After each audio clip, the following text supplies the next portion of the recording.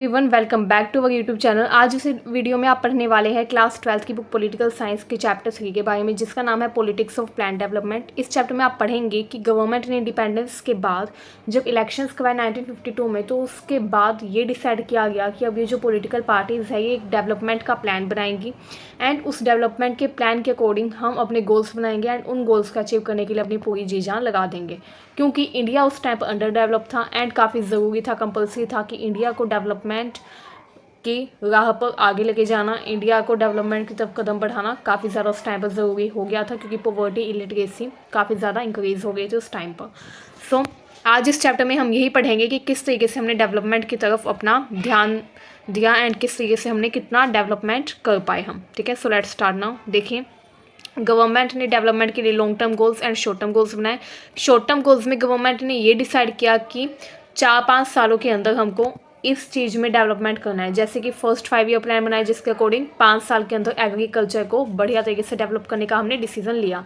इसी तरीके से हमने लॉन्ग टर्म भी गोल्स कुछ बना के थे। लॉन्ग टर्म गोल्स ये थे कि हमको सेल्फ सफिशिएंट बनना था, फूड सफिशिएंसी हमको हासिल करनी थी एंड लॉन्ग टर्म गोल ये भी था कि हमको अपनी कंट्री में भी मॉडर्नाइजेशन लाना था, अपनी कंट्री को हमें डेवलप बनाना था। ठीक है, अब उस टाइम पर क्या था, जो लीडर्स थे वो अपनी आइडियोलॉजी के आधार पर 2 भागों में बट गए थे, लेफ़्ट एंड राइट। लेफ़्ट जो थे वो पुअर एंड डाउन ट्रोडन लोगों के फेवर में थे। वो चाहते थे कि government poor and down trodden लोगों के लिए ज़्यादा से ज़्यादा पॉलिसीज़ बनाए एंड उनका बेनिफिट इंश्योर करे। वो क्या चाहते थे कि उनका बेनिफिट इंश्योर करने के लिए गवर्नमेंट अलग अलग पॉलिसीज़ बनाए। किसका डेवलपमेंट चाहते थे वो? गरीब लोगों का। ठीक है, एंड राइट में वो लोग थे, राइट साइड में वो लोग थे जो मानते थे कि फ्री कंपटीशन होना चाहिए मार्केट में, मार्केट इकोनॉमी में गवर्नमेंट को अपने आप को इंटरफेयर नहीं करना चाहिए। वो चाहते थे कि गवर्नमेंट को इंटरफेयर नहीं करना चाहिए इकोनॉमी में एंड फ्री कंपटीशन होना चाहिए, चाहे गरीब हो चाहे अमीर हो। ऐसा कुछ नहीं होना चाहिए कि जो रिच प्रोड्यूसर हैं उनको कम प्रिविलेज दिया जाए एंड जो पुअर जो पीपल हैं, जो पुअर शॉपकीपर्स हैं, उनको बिल्कुल ही ज़्यादा प्रिविलेज दे दिया जाए। तो इस चीज़ के विरोध में थे, अगेंस्ट में थे। वो चाहते थे कि फ्री कंपटीशन होना चाहिए विदाउट एनी भेदभाव, ठीक है, बिना किसी डिस्क्रिमिनेशन के। ठीक है, अब देखिए, डेवलपमेंट जो था उसका मतलब था economic growth and social justice. Development का मतलब क्या था? Economic growth and social justice. ठीक है, हमारी कंट्री में गवर्नमेंट ने डिसाइड किया कि हम इकोनॉमिक ग्रोथ करेंगे बट सोशल जस्टिस का भी हम ध्यान रखेंगे। ऐसा नहीं होना चाहिए कि डेवलपमेंट के चलते किसी एक क्लास के लोगों का इनजस्टिस हो जाए उनके साथ। ऐसा नहीं होना चाहिए कि डेवलपमेंट के लिए किसी के साथ इनजस्टिस हो जाए। तो डेवलपमेंट का मतलब था इकोनॉमिक ग्रोथ के साथ सोशल जस्टिस भी होनी चाहिए। ठीक है, ये डिसाइड किया गया कि गवर्नमेंट जो है वो की रोल प्ले करेगी डेवलपमेंट में। ठीक है, गवर्नमेंट की रोल प्ले करेगी डेवलपमेंट के प्रोसेस में। अब देखिए, डेवलपमेंट का अलग अलग सेक्शंस के लिए अलग अलग मतलब था। जैसे महिलाओं के लिए डेवलपमेंट का ये मतलब था कि उनको भी पुरुषों के समान अधिकार मिले। ठीक है, इसके अलावा जो अमीर लोग थे उनके लिए डेवलपमेंट का मतलब ये था कि हमारी कंट्री में ज़्यादा से ज़्यादा इंडस्ट्रीज़ खुले, है ना, ताकि जीडीपी बढ़े।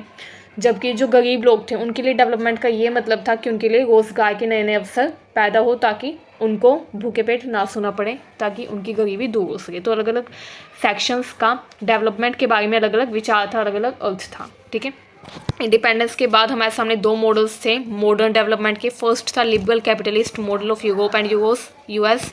मतलब कि फर्स्ट ये था, जो यूरोप एंड यूएस ने डेवलपमेंट के लिए जो मॉडल अपनाया था वो क्या था? कैपिटलिस्ट मॉडल था, जिसमें क्या होता था, जो जितनी भी पावर होती थी मार्केट की वो किसके हाथ में थी? कुछ लोगों के हाथों में होती थी। गवर्नमेंट इंटरफेयर नहीं करती थी उनकी उसमें। ठीक है, अमीर लोगों का इसमें ज़्यादा प्रभुत्व था। जबकि सोशलिस्ट मॉडल में क्या होता था? गवर्नमेंट के हाथ में सारी प्रॉपर्टी होती थी। ठीक है, एंड गवर्नमेंट क्या करेगी? पुअर पीपल का डेवलपमेंट करेगी एंड लोगों का वेलफेयर पर ही अपना ध्यान देगी। ठीक है, तो ये थोड़ा डिफरेंस था कैपिटलिस्ट एंड सोशलिस्ट में, बट हमने इन दोनों की अच्छी बातों को अपनाया। ठीक है, कैपिटलिस्ट मॉडल की अच्छी बातों को एंड सोशलिस्ट मॉडल की अच्छी बातों को अपनाकर हमने मिक्स्ड इकोनॉमी बनाई। ठीक है, एंड उसी के साथ हमने अपने डेवलपमेंट के प्रोसेस को आगे बढ़ाया। ठीक है, बहुत सारे जो लीडर्स थे वो सोवियत मॉडल ऑफ डेवलपमेंट के फेवर में थे कि सोवियत यूनियन यानी कि यूएसएसआर ने जो सोशलिस्ट मॉडल अपनाया उसको ही हमें अपनाना चाहिए। बस उसमें ये कमी थी कि उसमें डेमोक्रेसी नहीं थी। ठीक है। बट हमने क्या किया, हमने सोचा कि नहीं इसमें तो डेमोक्रेसी नहीं है, बट हमको डेमोक्रेसी हर हाल में चाहिए। लेकिन हम डेमोक्रेसी के लिए कैपिटलिस्ट मॉडल को भी अडोप्ट नहीं कर सकते थे, तो हमने डिसाइड किया कि मिक्स्ड इकोनॉमी अपनाएंगे, जिसमें प्राइवेट जो पीपल हैं उनको भी प्रॉपर्टी में अधिकार दिया जाएगा एंड गवर्नमेंट के पास भी अधिकार होगा। ठीक है, तो ये हमने डिसाइड किया। अब देखिए, कुछ लोग थे जो कि कैपिटलिस्ट डेवलपमेंट के सपोर्ट में थे, जैसे B.R. अम्बेडकर।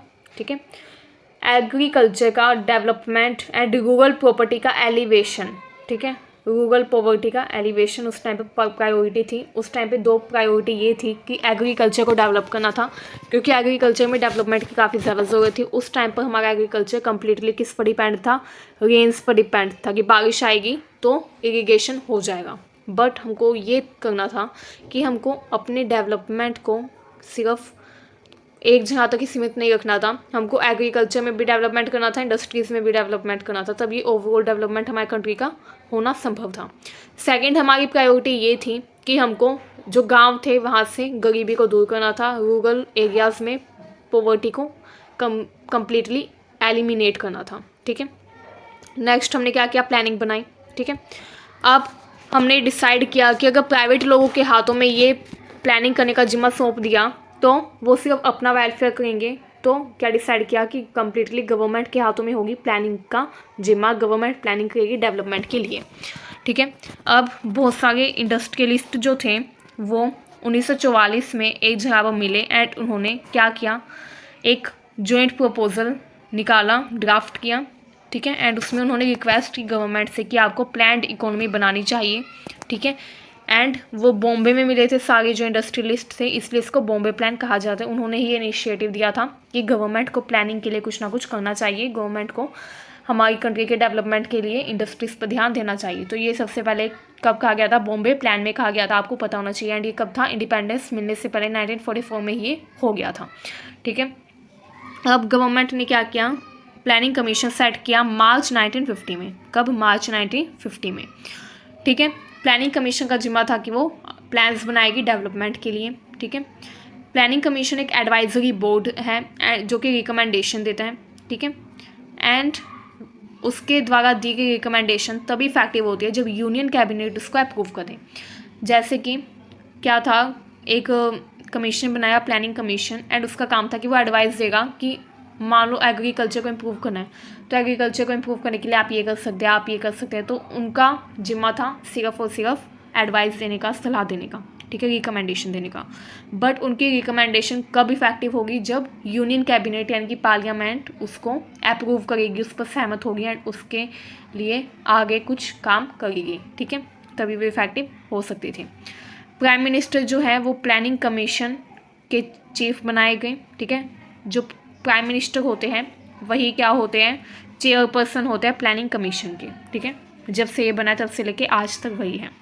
एंड फिलहाल प्रेजेंट में प्लानिंग कमीशन का नाम चेंज करके नीति आयोग रख दिया गया है। ठीक है, अब देखिए, प्लानिंग कमीशन जो था इसने स्टार्ट किया कि 5 ईयर प्लान्स बनाने से। ठीक है, इसने क्या किया, इसने स्टार्ट किया 5 ईयर प्लान्स बनाने, एंड 5 ईयर प्लान्स के द्वारा ही इसने क्या किया, डेवलपमेंट के प्रोसेस को आगे बढ़ाया। गवर्नमेंट ने डिसाइड किया कि 5 ईयर प्लान बनाने काफ़ी इंपॉर्टेंट है डेवलपमेंट के लिए।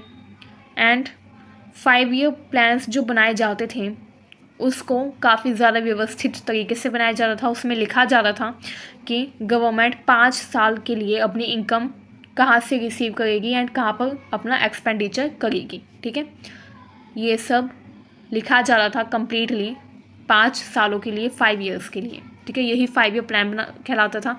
अब आप सोचेंगे कि ये तो बजट भी होता है जिसमें गवर्नमेंट लिखती है कि कहाँ से उसको पैसे मिलेंगे, कहाँ से उसका रिवेन्यू आएगा, कहाँ पर वो एक्सपेंड करेगी, है ना। तो आप बिल्कुल सही है। 5 ईयर प्लान के अलावा हमने बजट बनाया एंड उसमें भी हमने लिखा कि 5 साल तक गवर्नमेंट कहाँ से इनकम रिसीव करेगी एंड कहाँ पर उनको एक्सपेंडिचर उनका करेगी। ठीक है, गवर्नमेंट ने जो बजट बनाया था उसको 2 पार्ट में डिवाइड किया गया, plan budget and non plan budget. Plan budget जो होता है ये 5 ईयर बेसिस पर बनाया जाता है। जैसे कि हमने फर्स्ट 5 ईयर प्लान बनाया था जिसका मोटिव था एग्रीकल्चर को इम्प्रूव करना। तो एग्रीकल्चर को इम्प्रूव करना अगर उसका मोटिव है तो गवर्नमेंट जितना भी पैसा उस टाइम पर एक्सपेंड करेगी वो एग्रीकल्चर के ऊपर ही करेगी। ठीक है, तो ये था प्लान बजट कि गवर्नमेंट एग्रीकल्चर को इम्प्रूव करने के लिए यहाँ अपना एक्सपेंडिचर करेगी। ठीक है, एंड नॉन प्लान बजट वो होता है जो कि प्लान्ड नहीं होता, जैसे कि अचानक से डिजास्टर आ जाए उस बीच, तो गवर्नमेंट को वहाँ पर भी सहायता देने के लिए पैसे खर्च करने होंगे, है ना। तो ये नॉन प्लान बजट हो गया। क्या हो गया? Non plan budget. Plan budget जो कि 5 ईयर प्लान्स पे यूज़ होता है, नॉन प्लान बजट जो कि सडनली हो जाता है एक्सपेंडिचर, जैसे कहीं पर डिजास्टर आ गया, स्टारवेशन यानी कि भुखमरी आ गई, है ना, तो उनमें गवर्नमेंट को क्या करना पड़ता है? एक्सपेंडिचर करना होता है बिना किसी प्लान के, ठीक है।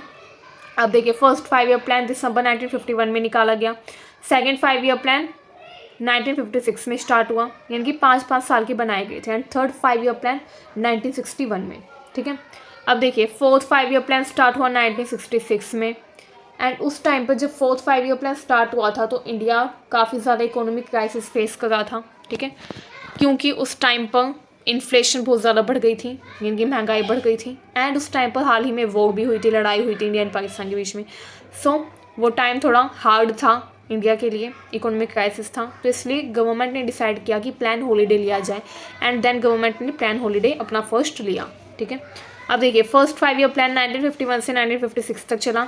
इस प्लान में कहा गया कि इकोनॉमी जो है उसको इम्प्रूव करना है, इकोनॉमी को इम्प्रूव करना है, एंड जो पॉवर्टी है उसको कम्प्लीटली रिमूव करने का प्रयास करना है, क्योंकि उस टाइम पर सबसे बड़ी समस्या जो कि आज भी है, हालांकि आज थोड़ी कम हो गई है, बट उस टाइम पर काफ़ी ज़्यादा थी, वो थी पॉवर्टी, गरीबी, ठीक है। उसको हटाने का हमारा मेन एम था। के.एन. राज जो थे वो एक यंग इकोनॉमिस्ट थे, काफ़ी समझदार थे। उन्होंने क्या किया? उन्होंने कहा कि इस प्लान में उन्होंने कहा कि हमको धीरे धीरे से ग्रोथ करनी है, ऐसा नहीं है कि एकदम से हमको डेवलप कर लेना है, नो, हमको डेवलपमेंट थोड़ी स्लोली करना है, क्योंकि अगर फास्ट रेट से डेवलपमेंट किया जाएगा तो इससे डेमोक्रेसी इंडेंजर हो सकती है। तो हेस्टन स्लोली का जो स्लोगन था वो दिया था के.एन. राज ने, ठीक है, आपको पता होना चाहिए। अब देखिए, फर्स्ट 5 ईयर प्लान जो था इसने कहा कि एग्रेरियन सेक्टर जो है उसमें इन्वेस्टमेंट होनी चाहिए, क्योंकि उसको इन्वेस्टमेंट की काफ़ी ज़्यादा ज़रूरत है। इसके चलते डैम्स बनाई गई इरीगेशन के लिए, एंड और भी ज़्यादा इरीगेशन के लिए चीज़ें डिसाइड की गई क्या क्या किया जाएगा, जैसे कि भागडानगर डैम बनाई गई, है ना, काफ़ी बड़ा एक प्रोजेक्ट था उस टाइम पर, एंड फोकस किया गया लैंड रिफॉर्म्स पर कंट्री के डेवलपमेंट के लिए। उस टाइम पर जमींदारी सिस्टम था उसको रिमूव कर दिया गया, ठीक है। अब देखिए, जो प्लानर्स थे उनका बेसिक एम था कि नेशनल इनकम बढ़ाई जा सके, नेशनल इनकम बढ़नी चाहिए, एंड ये तभी पॉसिबल हो सकता था जब लोग जो है वो ज़्यादा थोड़ा स्पेंड करें, ठीक है, जब लोग अपना एक्सपेंडिचर ज़्यादा करें एंड सेविंग कम करें, तभी नेशनल इनकम बढ़ सकती थी। तो उस टाइम पर यही एम था, एंड इसलिए ये कहा गया कि आप एक्सपेंडिचर ज़्यादा करिए एंड सेविंग थोड़ी कम कीजिए। तो उस टाइम पर इस बात पर जोर दिया गया। 1950s में जो लोग थे वो क्या कर रहे थे? स्पेंड कम करते थे एंड सेव ज़्यादा करते थे, ठीक है, ये बात थी, क्योंकि उस टाइम पर पैसों की वैल्यू काफ़ी ज़्यादा थी, ठीक है। 1000 रुपीज़ भी काफ़ी बड़ी बात थी एट दैट टाइम, 1950s के टाइम पर। अब देखिए, second 5 year plan, second 5 year plan जो था 1956 से 1961 तक चला। इसने क्या किया? रैपिड इंडस्ट्रियलाइजेशन पर जोर दिया। इसने कहा कि रैपिड इंडस्ट्रियलाइजेशन होना चाहिए, इंडस्ट्रीज़ को बढ़ाने पर जोर दिया। सेकंड 5 ईयर प्लान ने जोर दिया हैवी इंडस्ट्रीज़ पर, कैपिटल गुड इंडस्ट्रीज़ पर, मतलब कि वो इंडस्ट्रीज़ जो कि दूसरी इंडस्ट्रीज़ के लिए रॉ मटेरियल का काम करती है, जैसे कि आयरन इंडस्ट्री, है ना, कोयल इंडस्ट्री। तो इन सब इंडस्ट्रीज़ को बनाने पर ध्यान दिया गया, क्योंकि अगर ये इंडस्ट्रीज़ अच्छे से चलेगी तो फिर इन पर जो बेस्ड दूसरी इंडस्ट्रीज़ हैं वो भी अच्छे से चलेगी, है ना। इसके अलावा जो सेकंड 5 ईयर प्लान था ये पीसी महालनोबिस यानी कि प्रशांत चंद्र महालनोबिस के लीडरशिप में चलाया गया था। उन्होंने बताया था कि इसमें क्या क्या उनको करना चाहिए। इस प्लान से पहले क्या किया गया? कांग्रेस पार्टी जो थे, अब देखिए ये जो प्लान था पीसी महालनोबिस की लीडरशिप में चलाया गया था एंड कांग्रेस भी इसके लिए काफ़ी अच्छे से राजी थी।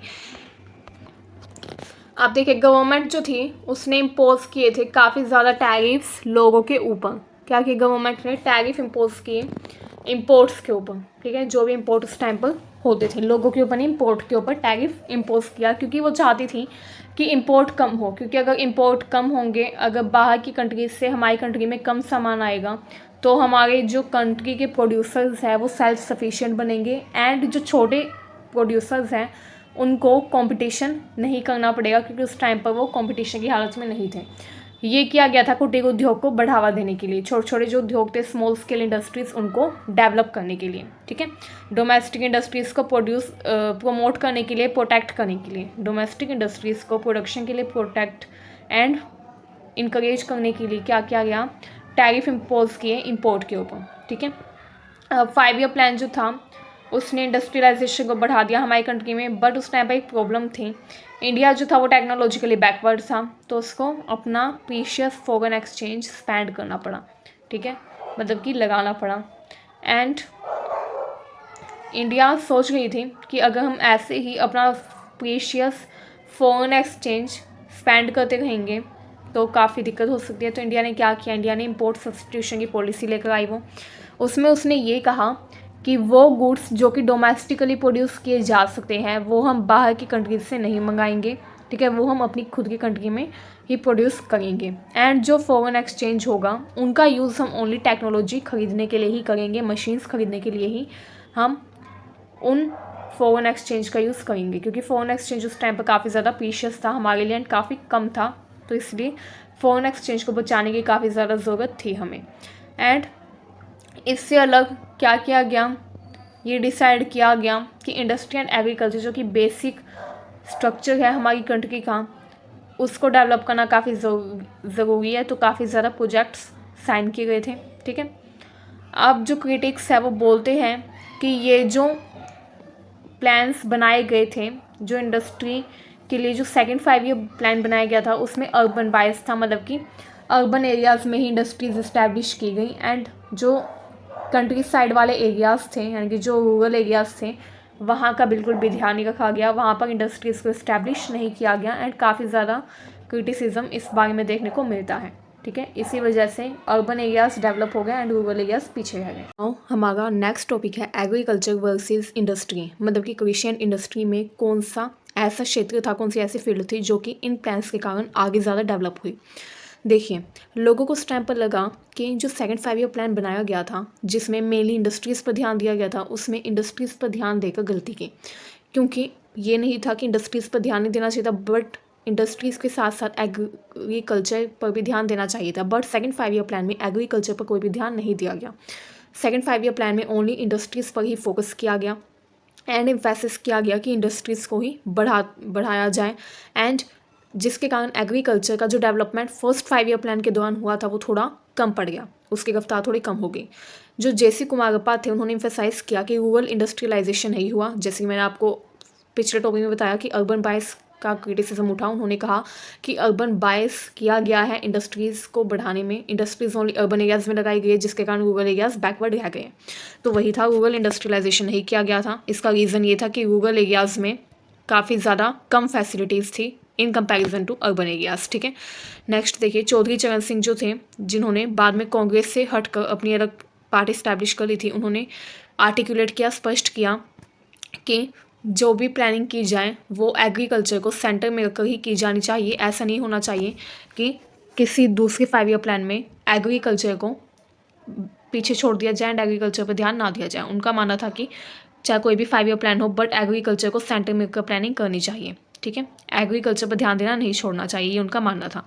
अब कुछ लोग ऐसे थे जो कि सोच रहे थे कि इंडस्ट्रियल प्रोडक्शन अगर बढ़ेगा, अगर इंडस्ट्रीज़ बढ़ेगी तो हमारी कंट्री पॉवर्टी के साइकिल से भी बाहर आएगी एंड साथ ही साथ as well as national income भी इंक्रीज़ होगी। तो ये उनका सोचना भी गलत नहीं था, क्योंकि सच में नेशनल इनकम को बढ़ाने में एंड पॉवर्टी के रिडक्शन में काफ़ी बड़ा हाथ था इंडस्ट्रियल प्रोडक्शन का एंड इंडस्ट्रियल डेवलपमेंट का, ठीक है। गवर्नमेंट ने काफ़ी लॉज बनाया उस टाइम पर, लैंड रिफॉर्म्स किए, डिस्ट्रीब्यूशन किया रिसोर्सेज का पुअर पीपल के बीच में, क्योंकि उस टाइम पर पुअर पीपल काफ़ी ज़्यादा बुरी कंडीशन में थे, ठीक है। गवर्नमेंट ने काफ़ी ज़्यादा मनी स्पेंड की, लार्ज स्केल प्रोजेक्ट साइन किए, इरीगेशन प्रोजेक्ट बनाए, ये सब कुछ उसने फर्स्ट 5 ईयर प्लान के दौरान किया। अब कुछ लोग सोचते हैं कि गवर्नमेंट ने एग्रीकल्चर पर ज़्यादा प्रॉब्लम एग्रीकल्चर में क्योंकि ज़्यादा प्रॉब्लम थी, तो कुछ लोगों का मानना है कि गवर्नमेंट ने फर्स्ट 5 ईयर प्लान में एग्रीकल्चर पर ज़्यादा मनी स्पेंड कर दी एंड इंडस्ट्रीज़ पर कम मनी स्पेंड की। बट ये ओनली क्रिटिसिज्म है, ऐसा कुछ नहीं है, मनी जो थी वो सेम लगी थी, बट फिर भी कुछ लोग मानते हैं कि एग्रीकल्चर से ज़्यादा इंडस्ट्रीज़ पर ध्यान देना चाहिए था ताकि इंडस्ट्रीज़ और भी ज़्यादा लगती। बट इंडस्ट्रीज़ की संख्या भी उस टाइम पर कम नहीं थी, इंडस्ट्रीज़ का भी गवर्नमेंट ने काफ़ी ज़्यादा डेवलपमेंट कर दिया था। अब देखिए पब्लिक वर्सेस प्राइवेट सेक्टर, इसमें हम पढ़ेंगे public sector and private sector के बारे में। इंडिया जो थी उसने कैपिटलिस्ट मॉडल को एक्सेप्ट नहीं किया था, जिसमें सारी जो प्रॉपर्टी है वो प्राइवेट लोगों के हाथों में होती है एंड सोशल वेलफेयर को बिल्कुल भी ध्यान में नहीं रखा जाता। ऐसा मॉडल होता है कैपिटलिस्ट मॉडल। बट हमने सोशलिस्ट मॉडल से हम ज़्यादा काफ़ी प्रभावित थे, इसीलिए हमने क्या बनाया, socialist model and capitalist model की अच्छी बातें लेकर मिक्स्ड मॉडल बनाया, मिक्स्ड इकोनॉमी स्टार्ट की। ठीक है, अब देखिए मिक्स्ड इकोनॉमी जो थी इसमें डेवलपमेंट को कम्प्लीटली ना तो प्राइवेट सेक्टर पर छोड़ा गया एंड इसमें हालांकि प्राइवेट प्रॉपर्टी भी रहेगी बट गवर्नमेंट जो वो सोशल वेलफेयर भी करेगी। ये थी मिक्स्ड इकोनॉमी। ठीक है, हमने दोनों के अच्छे एलिमेंट्स लिए एंड उनको मिक्स करके मिक्स इकोनॉमी बनाई।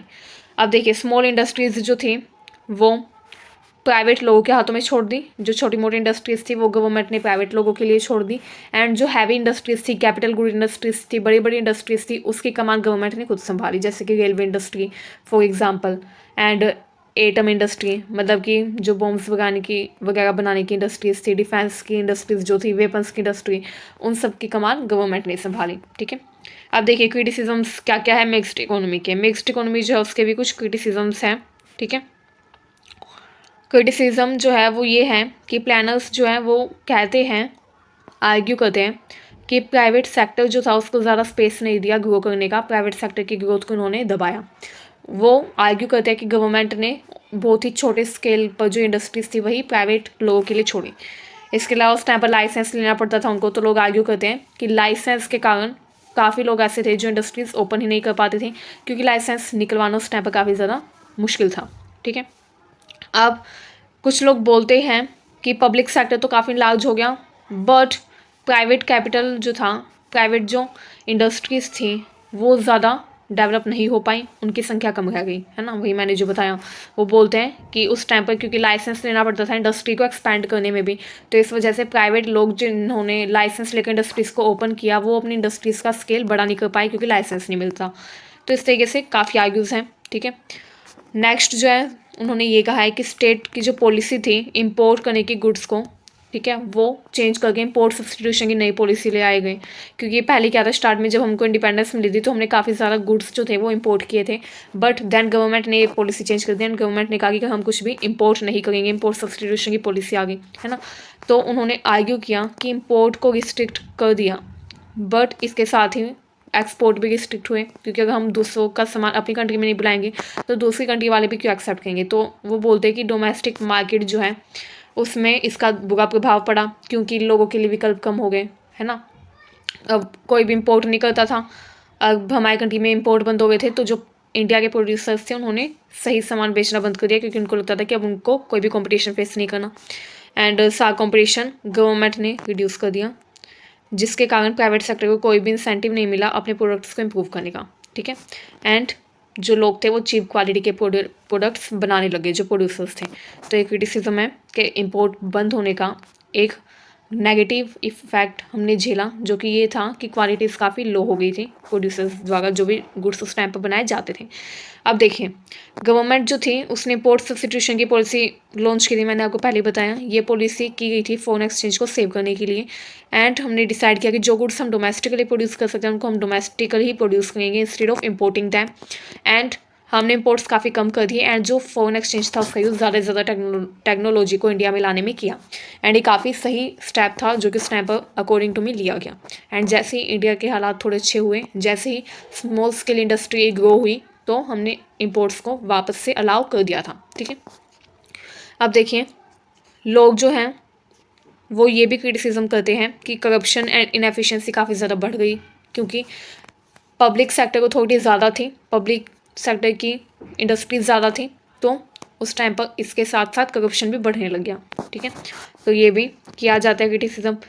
अब लोग ये भी बोलते हैं कि गवर्नमेंट ने सिग्निफिकेंट अमाउंट स्पेंड नहीं की पब्लिक एजुकेशन पर एंड हेल्थ केयर पर। वो बोलते हैं कि हेल्थ पर एंड एजुकेशन पर पैसे बिल्कुल ही कम एक्सपेंड किए। ठीक है, इसके अलावा स्टेट जो हैं उन्होंने क्या किया, काफ़ी कम पैसे गवर्नमेंट ने एक्सपेंड किए एजुकेशन पर एंड हेल्थ पर, जिसके कारण लोगों का डेवलपमेंट नहीं हो पाया, ह्यूमन डेवलपमेंट नहीं हो पाया। ठीक है, तो ये भी क्रिटिसिज्म देखने को मिलता है। इसके अलावा लोग बोलते हैं कि पीपल बोलते हैं, अब लोग बोलते हैं कि गवर्नमेंट की जो पॉलिसीज़ थी इनके कारण एक नया सेक्शन जन्मा जिसका नाम था मिडिल क्लास। मतलब कि मिडिल क्लास लोगों की संख्या बढ़ी गवर्नमेंट की कुछ पॉलिसीज़ के कारण, जो लोग ना तो ज़्यादा अमीर थे ना ही ज़्यादा गरीब, ठीक है। एंड उनको हाई सैलरी का प्रिविलेज तो मिला, बट वो सैलरी उनके लिए सफिशिएंट नहीं होती थी। पॉवर्टी कम्प्लीटली डिक्लाइन नहीं हुई, प्रोपोर्शन जो था पुअर पीपल का वो रिड्यूस हुआ, लेकिन उनकी संख्या बढ़ती ही जा रही थी। अब देखिए कुछ मेजर नेगेटिव आउटकम्स भी रहे 5 ईयर प्लान के, जैसे कि लैंड रिफॉर्म्स जो थे वो इफेक्टिवली नहीं हो पाए बहुत सारे पार्ट्स में कंट्री के, क्योंकि करप्शन था एंड काफ़ी ऐसे जमींदार थे जिन्होंने कैसे ना कैसे करके इससे छुटकारा पा लिया, ठीक है। तो लैंड रिफॉर्म्स इफेक्टिवली नहीं हो पाए। इसके अलावा पॉलिटिकल पावर कुछ ही लोगों के हाथों में रही एंड पॉवर्टी में कुछ ज़्यादा रिडक्शन नहीं हो पाया, पॉवर्टी उतने की उतनी ही रही, ठीक है। अब देखिए नेक्स्ट है कि हमारा नेक्स्ट टॉपिक देखिए पॉजिटिव आउटकम क्या थे 5 ईयर प्लान के। 5 ईयर प्लान के पॉजिटिव आउटकम्स भी थे, जैसे कि बड़े बड़े डेवलपमेंट के लिए प्रोजेक्ट तैयार किए गए, ठीक है, इस पीरियड के दौरान। जैसे भागदा नगर प्रोजेक्ट, हीराकुंड डैम बनाई गई है ना, ये सब पावर जनरेशन के लिए काफ़ी नए नए तरीके खोजे गए, ठीक है। काफ़ी कुछ बड़े बड़े डेवलपमेंट के प्रोजेक्ट्स बनाए गए, इंफ्रास्ट्रक्चर में सुधार हुआ। बड़ी बड़ी हैवी इंडस्ट्रीज़ इस्टेब्लिश की गई पब्लिक सेक्टर में, जैसे कि steel plant, oil refinery, manufacturing unit, defence production, ऐसी बड़ी बड़ी हैवी इंडस्ट्रीज़ इस्टेब्लिश की गई। इसके अलावा जो इंफ्रास्ट्रक्चर था ट्रांसपोर्ट एंड कम्युनिकेशन का, वो भी काफ़ी ज़्यादा इंप्रूव हुआ काफ़ी अच्छे से, ठीक है। तो ये कुछ अचीवमेंट रही 5 ईयर प्लान्स की। अब देखिए लैंड रिफॉर्म्स भी उस टाइम पर किए गए थे। लैंड रिफॉर्म्स क्या क्या किए गए उस टाइम पर देखिए, सबसे पहले तो कॉलोनियल सिस्टम ऑफ जमींदारी, यानी कि जो जमींदारी सिस्टम था जो कि कॉलोनियल पीरियड से चला रहा था, उसका एबॉलिश किया, ठीक है। इसके अलावा लैंड रिफॉर्म्स काफ़ी बड़ी संख्या में, काफ़ी बड़ी क्वांटिटी में किए गए, ठीक है। रिडक्शन किया लैंड लॉर्ड्स की कैपेसिटी में कि वो कितनी ज़्यादा ज़मीन रख सकते हैं, ठीक है। लैंड सीलिंग की गई, मतलब कि एक व्यक्ति कितनी ज़मीन रख सकता है, एंड उससे ज़्यादा जो ज़मीन होती थी उस व्यक्ति के पास, वो पुअर पीसेंट्स को दे दी जाती थी दान में, ठीक है। इसके अलावा लैंड लॉर्ड जो थे, जो उस टाइम पर पॉलिटिक्स को अपने हाथों में रखते थे, उनकी कैपेसिटी को लो किया। अब लैंडलॉर्ड्स अपने हाथों में ज़्यादा ज़मीन नहीं रख सकते थे, ज़मीन भी नहीं रख सकते थे, एंड उनके पास जो पावर होती थी उसमें भी रिडक्शन कर दिया कि वो कितनी पावर, कितनी पॉलिटिक्स में वो कितने ज़्यादा डोमिनेशन अपना रख सकते हैं। इसके अलावा लैंड कंसोलिडेशन किया गया, मतलब कि मान लो एक फार्मर है, उसके पास ज़मीन है अलग अलग जगहों पर। मान लो एक फार्मर के पास एक ज़मीन है एंड अलग अलग जगहों पर है, एक ज़मीन यहाँ पर है, एक ज़मीन 1 किलोमीटर दूर है, छोटी छोटी ज़मीनें है किसी के पास, तो उसको जितनी उसके पास छोटी छोटी ज़मीनें हैं उन सब का टोटल एक ही जगह पर दे दिया गया, ठीक है। तो इस तरीके से क्या किया गया, जो स्कैटर्ड लैंड होल्डिंग्स थी उनको कंसोलिडेट किया, ठीक है। इसका फ़ायदा ये हुआ कि छोटा जो छोटी ज़मीन होती थी उस पर कम प्रोडक्शन पॉसिबल था, बट बड़ी ज़मीन पर प्रोडक्शन ज़्यादा पॉसिबल था, ठीक है।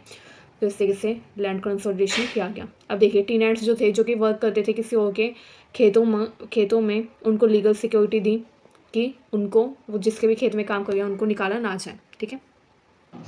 अब देखिए 1965 से 1967 के बीच में बड़े बड़े ड्राउट्स कंट्री ने फेस किए, ठीक है। सीवियर फूड शॉर्टेज हो गई, अकाल पड़ गई, फैमिन, एंड सबसे ज़्यादा सीवियर कंडीशन बिहार में थी। बिहार में सबसे ज़्यादा शॉर्टेज गई फूड की, ठीक है। बिहार के जो 9 डिस्ट्रिक्ट थे वो हाफ से भी कम फूड प्रोड्यूस कर पा गए थे नॉर्मल आउटपुट से, जितना उनका नॉर्मली प्रोड्यूस हो जाता था उसका भी वो हाफ से भी कम प्रोड्यूस कर पा गए थे, ठीक है। फूड डेरिवेशन काफ़ी ज़्यादा, जो फूड की मात्रा थी वो काफ़ी ज़्यादा कम हो गई, ठीक है। कैलोरीज इनटेक जो उस टाइम पर की जा रही थी, पहले 2200 कैलोरीज पर पर्सन की जाती थी, बट अब वो 1200 कैलोरीज रह गई थी उन स्टेट्स में जहाँ पर काल पड़ा था, मतलब कि लोग ओनली इतना खाना ले पाए थे जिनसे उनको 1200 कैलोरीज ही मिल पाए, ठीक है। इसके अलावा व्हीट एंड राइस के प्राइस इंक्रीज़ हो गए। साफ सी बात है, अगर फूड की शॉर्टेज होगी तो प्राइसेस इंक्रीज़ होंगे, इन्फ्लेशन आएगी, इट्स कॉमन थिंग है ना, तो इन्फ्लेशन बढ़ गई। एंड जो जोनिंग पॉलिसी थी जो जोनिंग पॉलिसी थी उस टाइम पर गवर्नमेंट की, उसके कारण बिहार गवर्नमेंट कुछ कर नहीं पा रही थी, क्योंकि जोनिंग पॉलिसी में ये कहा गया था कि एक स्टेट से दूसरे स्टेट में फूड नहीं जाएगा, ठीक है। जैसे अभी क्या होता है, हरियाणा के फ्रूट्स यहाँ पे भी मिल जाते हैं, है ना, तो क्यों, क्योंकि वहाँ से फ्रूट यहाँ पे लाकर बेचे जाते हैं, क्योंकि दिल्ली में तो खेती होती नहीं है, आपको पता ही है इतनी सी बात। तो उस टाइम पर क्या किया गया, उस टाइम पर ये किया गया कि जोनिंग पॉलिसी बना दी कि एक स्टेट से दूसरे स्टेट में कोई भी फूड आइटम नहीं जाएगी, किसी भी फूड आइटम का एक स्टेट से दूसरे स्टेट में ट्रेड नहीं होगा, तो ये ऐसी पॉलिसी बना दी। इसको जोनिंग पॉलिसी कहा गया एंड जोनिंग पॉलिसीज़ के कारण फूड की अवेलेबिलिटी काफ़ी रिड्यूस हो गई। ठीक है, अब देखिए फूड क्राइसिस का कॉन्सिक्वेंस क्या हुआ, रिजल्ट क्या हुआ। फूड क्राइसिस का कॉन्सिक्वेंस ये हुआ कि गवर्नमेंट को इम्पोर्ट करना पड़ा व्हीट को एंड फॉरेन एड को एक्सेप्ट करना पड़ा यूएसए की। एंड यूएस जो था यानी कि अमेरिका, उसने इंडिया को फोर्स किया कि वो अपनी इकोनॉमिक पॉलिसीज़ को चेंज करे, तभी वो उसको इम्पोर्ट करेगी व्हीट। ठीक है, तो ये उस टाइम पर दिक्कतें सामने आई, तो इसलिए हमने डिसाइड किया कि हमको सेल्फ सफिशिएंसी गेन करनी है फूड में, तभी कुछ हो पाएगा। सेल्फ सफिशिएंसी फूड में गेन करना हमारा फर्स्ट मोटिव बन गया। अब देखिए ग्रीन रेवोल्यूशन, गवर्नमेंट ने अडॉप्ट की new strategy green revolution, food को इंक्रीज़ करने के लिए, फूड सफिशिएंसी के लिए। इस पॉलिसी के द्वारा उसने HYV यानी कि हाई यील्डिंग सीड्स का यूज़ किया। ठीक है, शुरुआत में जो गवर्नमेंट की पॉलिसी थी, गवर्नमेंट पहले क्या करती थी, पहले गवर्नमेंट ने सोचा था कि वो जो पुअर फार्मर्स हैं, जो छोटे छोटे फार्मर्स हैं, उनको ज़्यादा सहायता देगी, उनकी ज़्यादा मदद करेगी।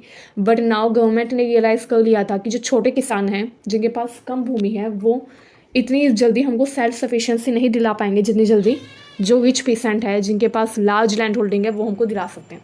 तो गवर्नमेंट ने क्या किया, गवर्नमेंट ने सोचा कि जो पेसेंट्स ऑलरेडी वेल ऑफ हैं, जिनके पास अच्छी खासी बड़ी बड़ी ज़मीनें हैं, उनको प्रोडक्शन इंक्रीज़ करने के लिए हम उनको थोड़ी मदद देंगे, क्योंकि अगर उनको हम मदद देंगे तो वो ज़्यादा जल्दी हमको सेल्फ सफिशिएंट बना सकते हैं शॉर्ट पीरियड ऑफ टाइम में। ठीक है, तो गवर्नमेंट ने high yielding variety of seeds provide किए।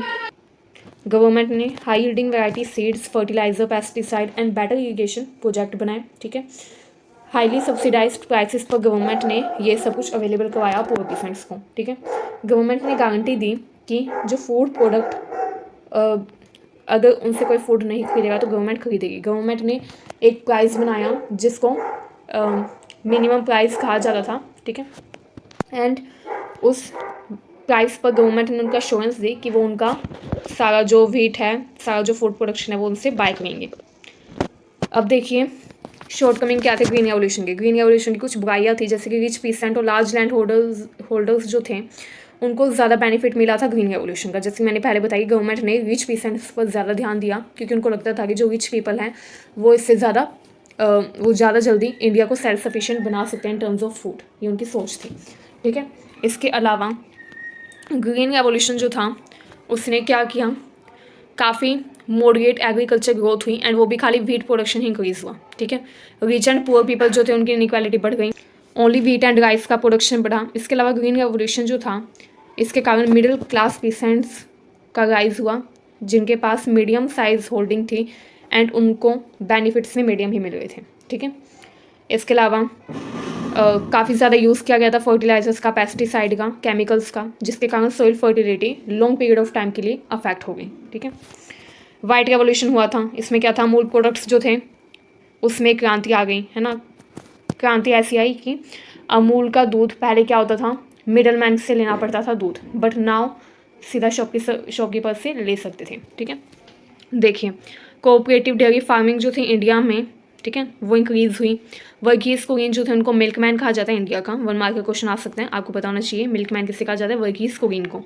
ठीक है, एंड गुजरात कोऑपरेटिव मिल्क में उन्होंने काफ़ी महत्वपूर्ण रोल निभाया। ठीक है, इसके अलावा अमूल को लॉन्च किया उन्होंने, आनंद में इसका एक ऑफिस बनाया गया। ठीक है, कंपनी इस्टेब्लिश की गई गुजरात के आनंद में।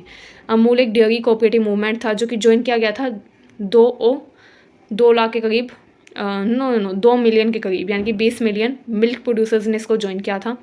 20 मिलियन मिल्क प्रोड्यूसर्स ने इसको ज्वाइन किया, एंड मिडल मैन को कम्प्लीटली हटा दिया इसमें से। ठीक है, इसको वाइट रेवोल्यूशन क्या कहा गया, वाइट रेवोल्यूशन की संख्या दी गई। 1970 में रूरल डेवलपमेंट प्रोग्राम जो था उसने इसको ऑपरेशन फ्लड कहा। ठीक है, क्योंकि इसमें मिल्क प्रोडक्शन काफ़ी ज़्यादा इंक्रीज़ कर दिया गया था, एंड प्रोड्यूसर्स एंड कंज्यूमर्स को क्लोज लाने की कोशिश की गई थी मिडल मैन को एलिमिनेट करके। ठीक है, होप आपको हमारी वीडियो अच्छी लगी, आई होप सो। एंड अगर आपको हमारी वीडियो अच्छी लगी तो हमारे चैनल को सब्सक्राइब करना बिल्कुल ना भूलें। Thank you so much.